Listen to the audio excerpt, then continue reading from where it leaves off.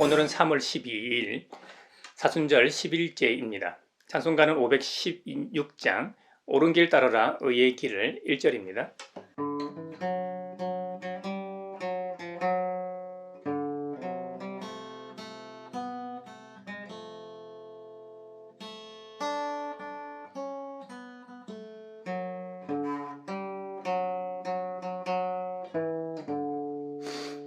옳은 길 따르라 의의 길을 세계 만민의 참된 길 이 길 따라서 살기를 온 세계에 전하세 만 백성이 나갈 길 어두운 밤 지나서 동튼다 환한 빛 보아라 저 빛 주 예수의 나라 이 땅에 곧 오겠네.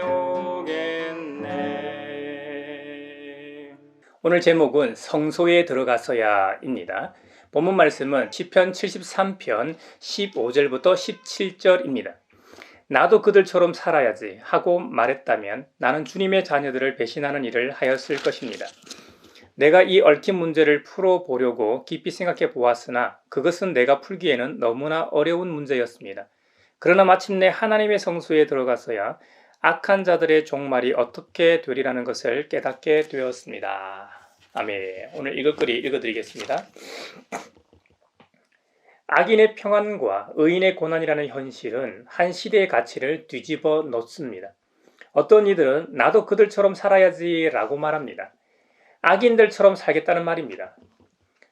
악하게 살아도 아무 걱정 없이 재산까지 늘어나니 양심의 거리낌도 없이 오히려 당당합니다. 그러니 굳이 깨끗한 마음으로 살 필요가 있나요? 유전무죄, 무전유죄의 세상이라면 수단 방법을 가리지 않고 악인들처럼 돈을 벌어야 하지 않나요? 악인들의 당당함을 보면서 하나님의 백성마저도 그들에게 홀려서 악의 세계에 빠집니다. 시편의 시인도 그와 같은 혼란과 위기에 처해서 흔들렸습니다. 만일 그가 나도 악인들처럼 살아야지 라고 생각했다면 하나님을 믿는 이스라엘 신앙 공동체를 배신했을 것입니다. 죄를 짓지 않고 깨끗한 마음으로 바르게 사는 것이 헛되고 오히려 하나님에게 벌을 받는 것과 같다면 혼란은 극에 달합니다. 깊이 생각해 보았으나 아무리 이해하려고 해 보았으나 내가 풀기에는 너무나 어려운 문제였습니다. 이런 세상을 이해할 수가 없습니다. 분명히 보이는 모순의 현실입니다. 너는 그렇게 교회도 열심히 다니고 기도도 많이 하면서 왜 그렇게 힘들게 사니? 나는 신앙 같은 거 안 가져도 이렇게 잘 사는데 안 믿는 언니가 믿는 동생에게 한 말입니다. 어떻게 대답하시겠습니까? 물론 언니가 악한 것은 아닙니다. 그러나 믿는 사람에겐 심각한 시험입니다. 하물며 악한 사람의 평안은 더욱 이해되지 않습니다. 그런데 대전환이 일어납니다. 이 어려운 문제는 시인이 하나님의 성소에 들어가자 풀립니다. 하나님의 성소에는 하나님이 계십니다. 성소로 들어가 시인은 하나님을 만납니다. 예배의 자리에서 하나님을 말씀으로 만납니다. 말씀은 그분의 뜻입니다.